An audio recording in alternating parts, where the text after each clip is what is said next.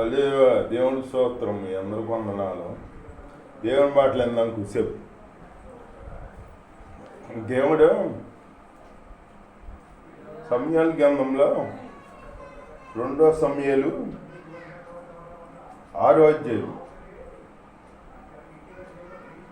అధ్యాయంలో దావీదు తర్వాత ఇశ్రాయేళ్లలో 30,000 మందిని సూర్యులను జమగర్చుకుని బయలుదేరి కెరూబుల మధ్య నివసించు సైన్యముల అధిపతి యెహోవా అను తన నామము పెట్టబడిన దేవుని మందసము అచ్చటి నుండి తీసుకొని వచ్చేటకు తన భర్త ప్రయాణమయ్యాన వారు దేవుని మందసమును తీసుకొస్తాక దావీదు 30,000 మందిని సూర్యుని ఎంట పెట్టుకుని వెళ్ళాడనమాట. ఎక్కడి నుంచి తీసుకొస్తాకి అభినాదాబు యొక్క ఇంట్లో నుండి తీసుకుని రాగా అభినాదాబు కుమారుడగు ఉజ్జీయు హానోక్యయు కొత్త బండి తోలి దేవుని మందసము గల ఆ బండిని గిబియాలోని అభినాదాబు ఇంటి నుండి తీసుకుని రాగా హయోక్య దాని ముందర నడిచాను. దావీదు ఇశ్రాయేలందరూ సరళ వృక్షపు కర్రతో చేయబడిన నానా విధములైన సితారాలను సర్వ పెద్ద తాళములు వాయించుచు నాట్యమాడుతూ మందసం ముందు బయలుదేరామట. బయలుదేరేపటికి ఎద్దులు కొత్త బండి కట్టారన్నమాట. ఎద్దులు ఆకోరు కళ్ళం కాడికి వెళ్ళేటప్పటికి ఎద్దులకి కాలు జారిందంట. కాలు జారి మందసం పడబోయేటప్పటికి ఉజ్జియా పట్టుకోమోయాడంట. చేత్తు పట్టుకోమోయేప్పటికి దేవుడి కోపం, దేవుడి ఉగ్రత ఉజ్జియా మీదకి వచ్చింది. మందసం కొత్త బండి మీద తెస్తారు కదా, అది మనిషి మరి ఎవరి వాళ్ళు ముట్టుకోకూడదు. అది ఉజ్జియా మీద మండేటప్పటికి అప్పుడు దేవుడి కోపం ఉజ్జియా అక్కడికే మరణించాడనమాట. అప్పుడు దావీదు ఏం చేశాడో భయపడ్డాడు. ఇది ఇప్పుడు యెరూషలేము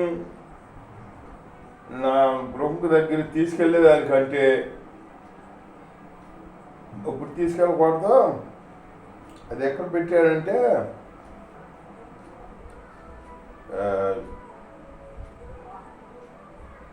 అది దేవుని స్తోత్రం, హల్లెలూయా.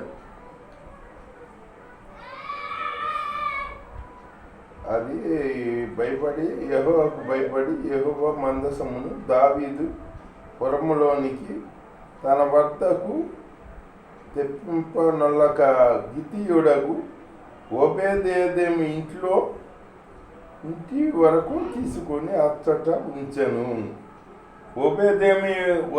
ఓబేదేదేము ఇంట్లో ఉంచాడంట. ఉంచి అక్కడ ఉంచి వెళ్ళిపోయేప్పటికి ఈ గితీయుడింట్లో ఓబేదేము ఇంట్లో ఉంది కదా మందసం. 3 నెలలు ఉండేటప్పటికి ఈ ఓబేదేము ఇంటి వారందరిని దీవించాడు. దీవిస్తే మళ్ళీ ఇది ఎవరైనారో దావీదు అన్నాడు అనమాట. ఆ మందసం ఉండటం వాళ్ళని ఓబేదేము ఇల్లు ఆశీర్వదించబడుతుంటే దేవుడు ఆశీర్వదించాడని విని దావీదు మరలా ఏం చేశాడో మళ్ళీ వచ్చి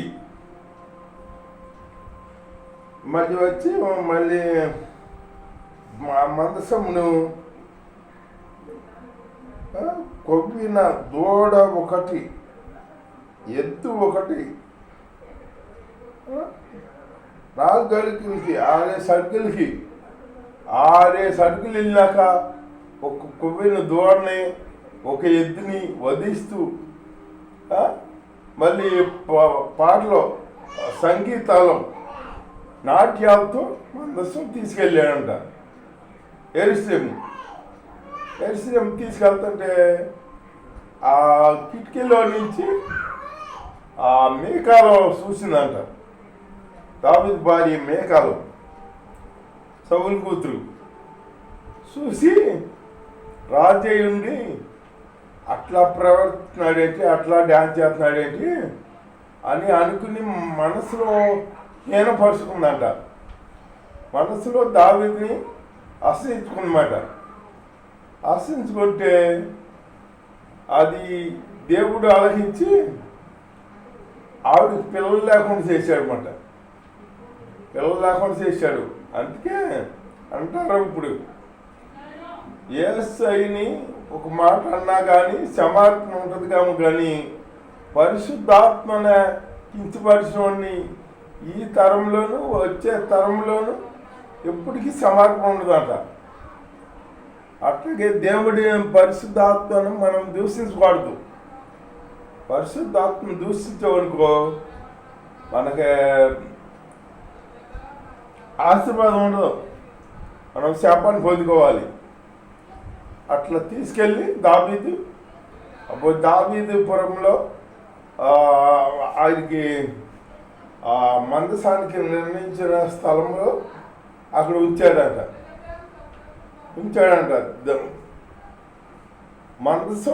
దేవుడి మందసం ఉండగానే ఓబేదేదేమో ఇల్లు ఆస్వాదించబడింది కదా.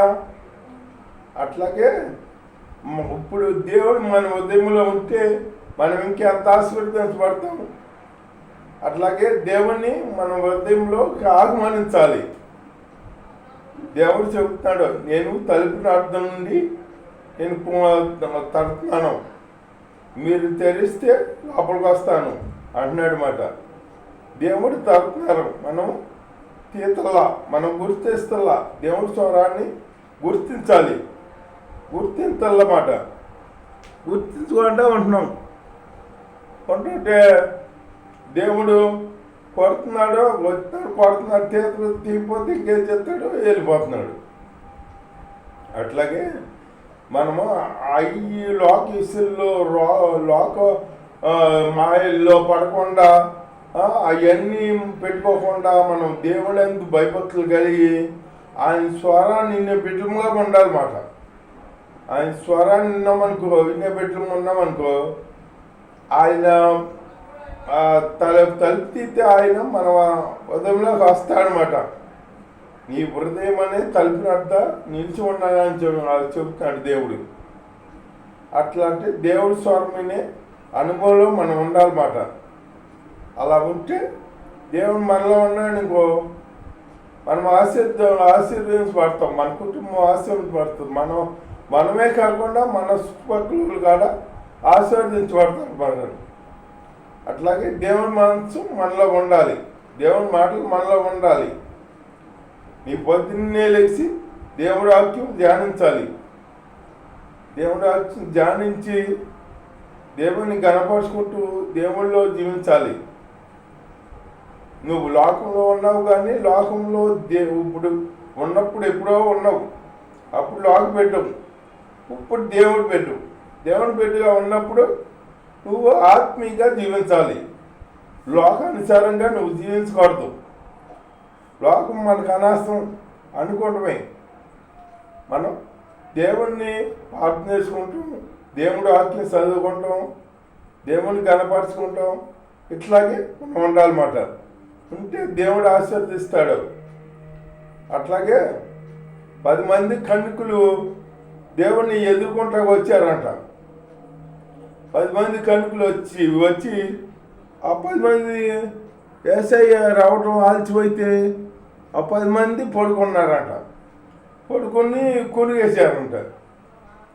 కొనుగు వేసేటప్పటికి అప్పుడు మధ్యరాత్రి స్వరమైన పడిందంట. మధ్యరాత్రి స్వరమైన పాడి పెళ్లి కుమారుడు వస్తాడు అని స్వరం వినపడిందంట. వినపడితే అందులో 5గురు లేచి ఏమంటే నూనె సిద్ధపరుచుకుని డ్యూటీలో సిద్ధపరుచుకున్నారంట. ఈ 5గురు కణికలు లేచారు, 10 మంది లేచారు లేకపోతే. ఈ 5గురు దగ్గరేమో బుద్ధికాల 5గురు దగ్గర నూనె ఉంది, నొప్పి ఇది ఉంది, డ్యూటీలు వెలిగించుకునే నొప్పి ఉంది.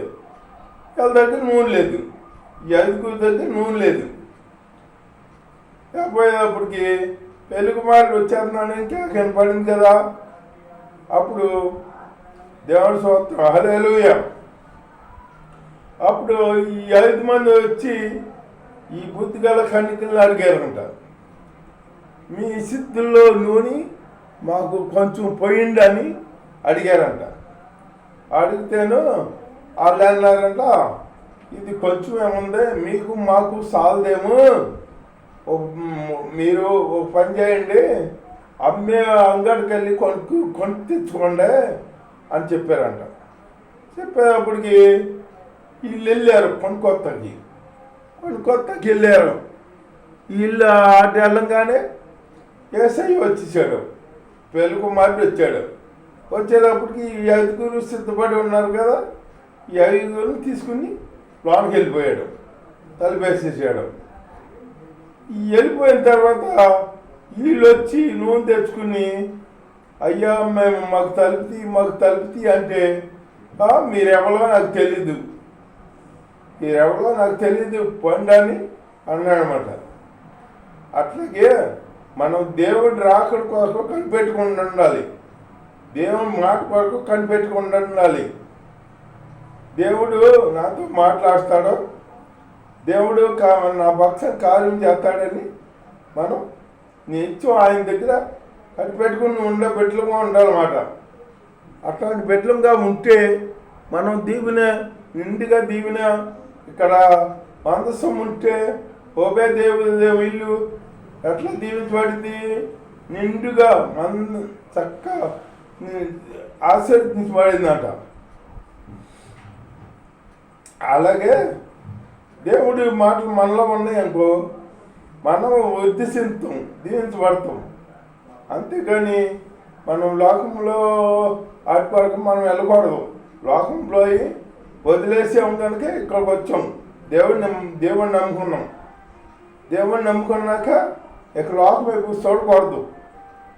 బైబిల్లో ఒక ఆయన ఉన్నాడంట, ఆయన పేరు అగస్టిన్ అని. అగస్టిన్ ఎంత తాగిపోతే ఎంత తిరిగిపోతానంట. ముందు ఆ తల్లి ప్రార్థన చేసేదంట. ప్రార్థన చేస్తే ఒకసారి మారాడంట. మార్పు చెంది అటు మీద అంటే వెళ్తున్నాడంట. వెళ్తుంటేను ఆవిడ చూసి అందంట, అగస్టిన్ అని వేసిందంట. పలుకుతలేదంట, నేను అంటుందంట. అప్పుడు వెనక్కి తిరిగి నువ్వే కానీ నేను కాదు, నేను వేసే బిడ్డగా మారాను. నా పాపాలు, నా అతిక్రమాలన్నీ నా తల్లి ప్రార్థన వల్ల కాలువలో కొట్టుకుపోయినాయి అన్నాడంట. కాలువలో కొట్టుకుపోయినాయి, ఆ తల్లి ప్రార్థనలో కొట్టుకుపోయినాయి అంటాడనమాట. అని అప్పుడు మారాడనమాట. తల్లి ప్రార్థన వల్ల మారాడు. అట్లాగే దేవుడు మాటకే ఎవరైనా మారవలసింది, కానీ వాళ్ళు ముందేటి మూర్ఖత్వంగా ప్రవర్తిస్తారన్నమాట. ఆ మూర్ఖత్వం అన్నీ వదిలేస్తారు. దేవుడు మాట్లాడితే ఆ మాటతో అంతే చాలు.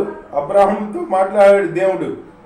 ఒక మాట మాట్లాడాడు, నీవు నీ తండ్రి ఇంటిని, నీ సొంత ఊరిని, నీ స్వదేశాన్ని విడిచిపెట్టి రమ్మన్నాడు. అంతే చేశాడు, అంతే. అట్లా వచ్చేసే బిడ్డలుగా మనం ఉండాలి. అలాంటి బిడ్డలుగా ఉంటే దేవుడి ఆశీర్వాదం మనకి నిండుగా ఉంటుందన్నమాట. అలా ఉంటూ అలా దేవుడిని స్తుతించుకుంటూ గణపరుచుకుంటూ ఆయనలో ముందుకు సాగుదాం. దేవుడి మాటలు దీవించుగాక. ఆమేన్.